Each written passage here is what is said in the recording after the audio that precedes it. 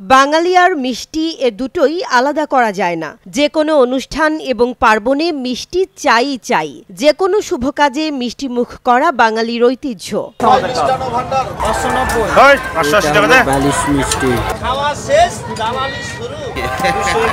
রসগোল্লা, রসমঞ্জুরি, দুধসর, কালোজাম নাম শুনলেই জিভে পানি চলে আসে। এমন বাহারি মিষ্টির সাথে আমরা সবাই পরিচিত।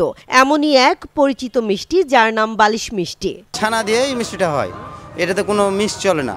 একটা মিষ্টি এগুলো বানাতে, বড় মিষ্টি বানাতে প্রায় 3 থেকে 4 ঘন্টা সময় লাগে। সর্বনিম্ন বালিশ মিষ্টি 1 কেজি থেকে 15 কেজি পর্যন্ত পাওয়া যায়। 10 কেজি দাম কিরকম? ওটা আপনার 4500 বা 4200 টাকা লাগবে। একটি মিষ্টির দাম 400 টাকা থেকে শুরু করে বিক্রি হচ্ছে 5000 টাকায়, এমনকি কখনো কখনো 8000 টাকাও ছাড়িয়ে যায়। অবাক করা বিষয় হলেও সত্যি এই মিষ্টি জায়গা করে নিয়েছে ভোজন রসিক মানুষের মনে। তো রাজশাহী থেকে এসেছি এখানে, বালিশ মিষ্টিতে খুব নামকরণ আছে।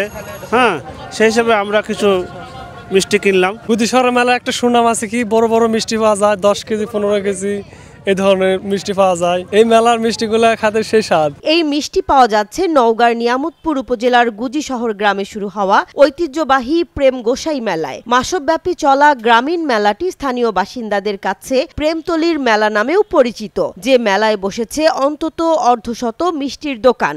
আসছি হলো সোনাইচন্ডী, নাচল থানা, ওখান থেকে এসে আমরা এখানে দোকান করি। প্রায় 30 বছর হয়ে গেল এখানে দোকান করা আমাদের। প্রতি বছরই আসি, প্রতি বছরই আমরা এলা মিষ্টি করি। 1 কেজি থেকে শুরু করে আপনার 10 কেজি, 5 কেজি, 15 কেজি পর্যন্ত হয়। চলে আমাদের, ভালোই চলে মিষ্টিটা।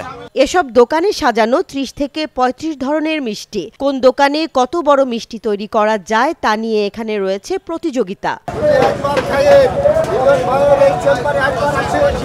মিষ্টির পাশাপাশি খেলনা, চুড়ি, ফিতা, আলতা থেকে শুরু করে গৃহস্থালির নানা জিনিস বিক্রি হচ্ছে এখানে। চিত্ত বিনোদনের জন্য বসানো হয়েছে সার্কাসের প্যান্ডেল। এখানে সার্কাস দেখছি, আরো দোকানপাট, এই যে হাতি, নৌকা আছে, আমার ভালো লাগছে। মেলাতে আসলাম, মেলাতে এসে সার্কাস দেখলাম, দেখে এই হাতি দেখে আমার ভালো লাগলো। হাতি ছাড়াও আরো নৌকা আছে, আরো দোকান পাশান আছে, এগুলো দেখে আমার ভালো লাগলো।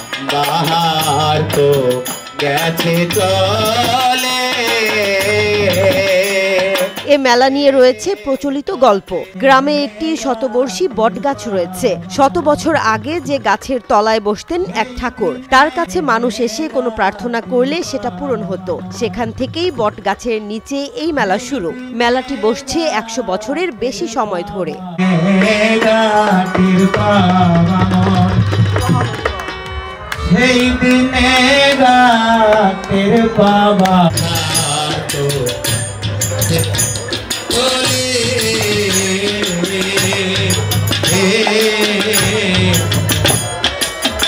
বাহার তো গেছে চলে পথে।